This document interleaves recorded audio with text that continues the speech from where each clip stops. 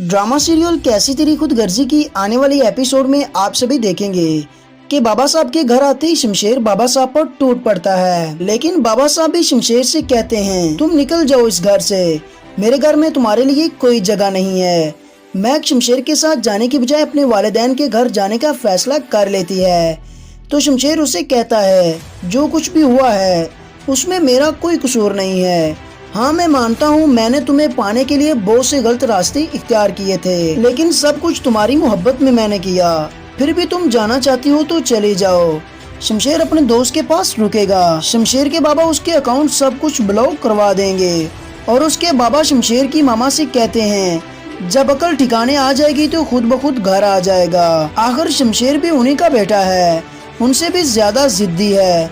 दूसरी जानिब आप सभी देखेंगे एहसन अपनी माँ को निदा के लिए मनाने की कोशिश करता है तो उसकी माँ कहती है तुम पे अभी भी मैक के इश्क का भूत सवार है, लेकिन मैं ऐसा हरगिज नहीं होने दूंगी।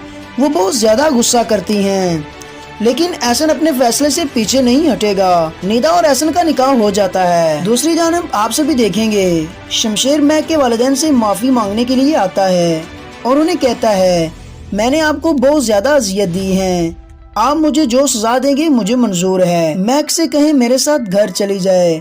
आगे से मैक के बाबा कहते हैं तुम्हारी यही सजा है कि तुम्हें कोई सजा ना दी जाए, और मैक को शमशेर के साथ भेज देते हैं। लेकिन अब शमशेर के माली हालात बदल चुके हैं। बड़ी गाड़ियों की बजाय उसके पास अब बाइक आ गई है। वो किराए के छोटे से घर में मैक को रखता है, लेकिन मैक उसके साथ रह रही है।